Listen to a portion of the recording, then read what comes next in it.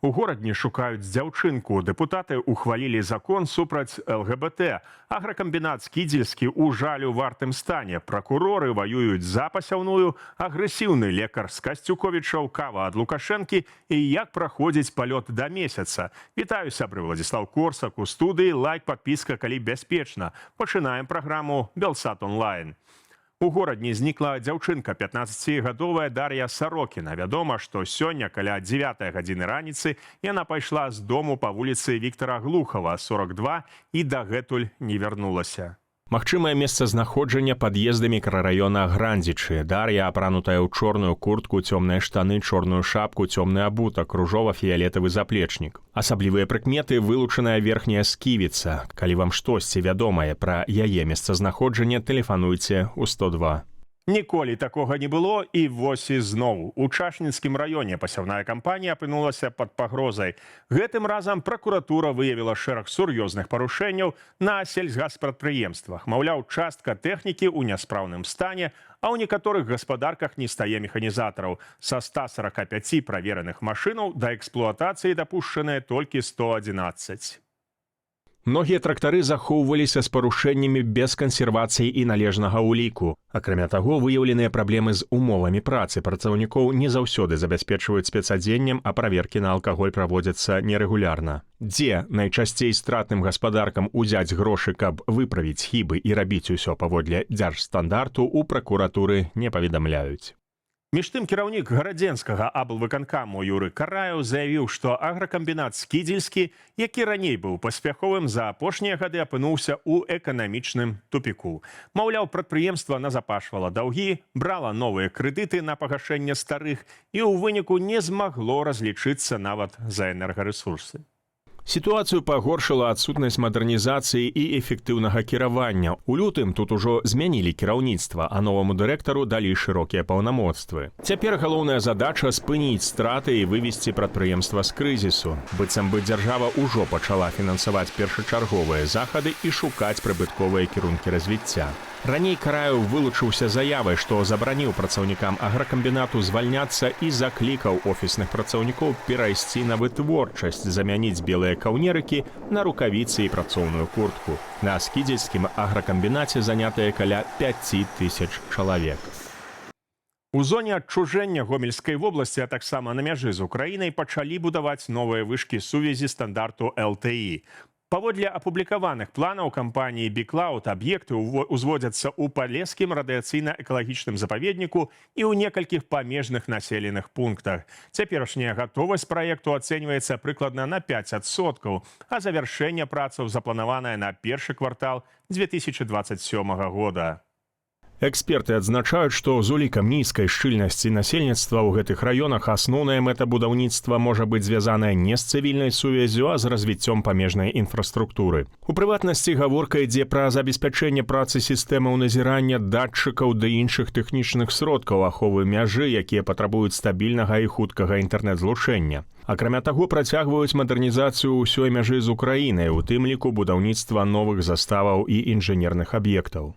У Беларусі разгараецца скандал вакол маладога медыка. Загадчык траўматалагічнага аддзялення Касцюковіцкай цэнтральнай лякарні Алексей Грэйцер апынуўся ў цэнтры ўвагі пасля сваіх выказванняў у сацсетках. У трэц ён пакідаў грубыя і абразлівыя каментары, у тым ліку пра пацыентаў і людзей, якім выклікалі хуткую дапамогу. У адным з допісаў ён заявіў, што ратаваць трэба не ўсіх, а тым, хто дапамагае п'яным людзям, раіў забіраць дадому, цытата, абасцанага алкаша і выходжваць.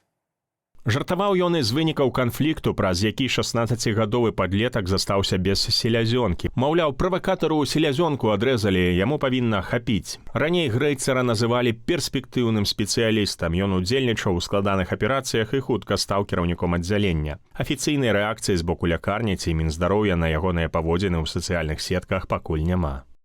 У Віцебскім раёне гісторыя знаходкі старажытнага каменнага крыжа атрымала нечаканы працяг. Артэфакт, знойдзены ў вёсцы Кароўка падчас земляных працаў, даследаваў гісторык Дзяніс Лісейчыкаў. Яму ўдалося расчытаць надпіс 17 стагоддзя і высветліць, што крыж быў усталяваны ў 1639 годзе ў памяць пра Герасіма Ігнатавіча Ушаковіча Караўчынскага.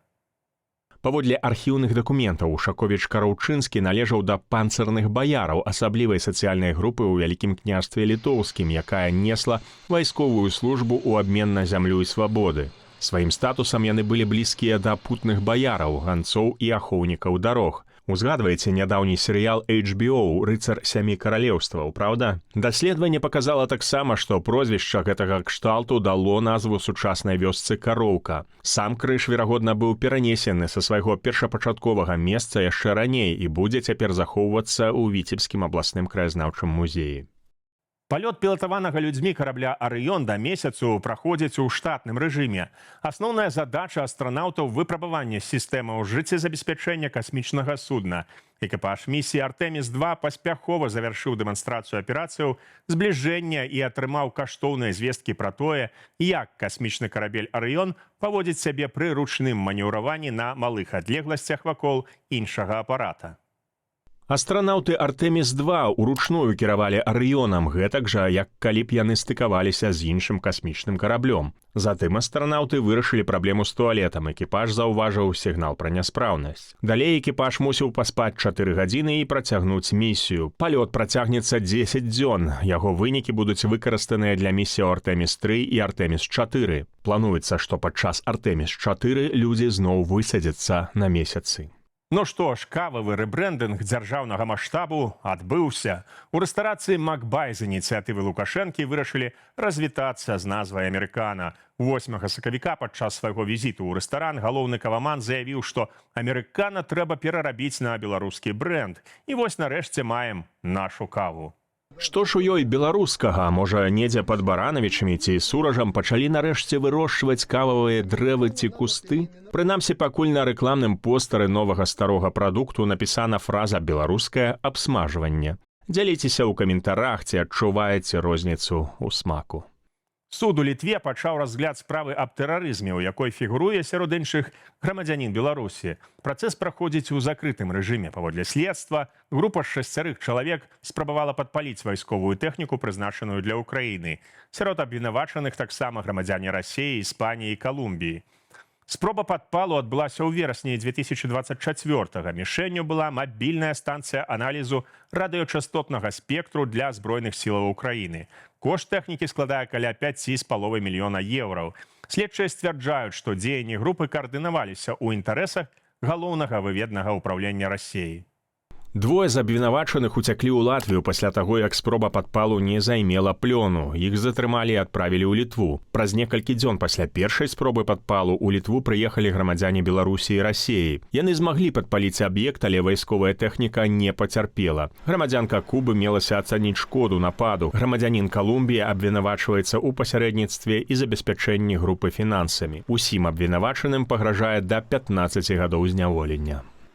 Лідарка дэмакратычных сілаў Беларусі Святлана Ціханаўская пракаментавала святкаванне рэжымам Лукашэнкі так званага Дня яднання Беларусі і Расіі. Вашай увазе ўрывак з ейнага каментара.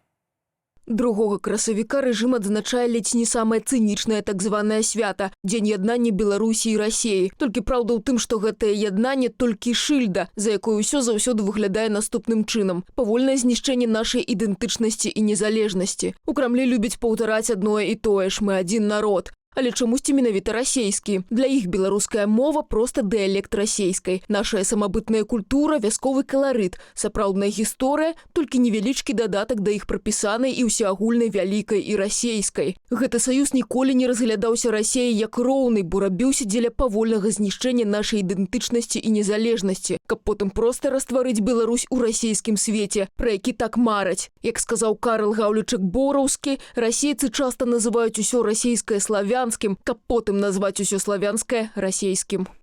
Пакуль жа рэжым Лукашэнкі працягвае ўзмацняць кантроль у сферы ідэалогіі і прыватнага жыцця, ды ідэалагічна набліжацца да Расіі. Сёння Савет Рэспублікі ухваліў змены ў Кодэкс аб адміністрацыйных правапарушэннях.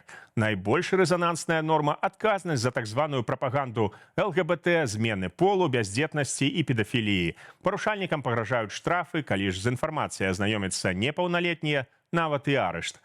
Таксама уводзіцца адказнасць за незаконнае прадстаўленне Беларусі на міжнародных мерапрыемствах. Закон уступіць у сілу, калі яго падпіша Лукашенка. На гэтым развітваюся, сябры, стаўце лайк, подписывайтеся на канал. Гэта вельмі важна для прасоўвання аператыўных і незалежных навінаў.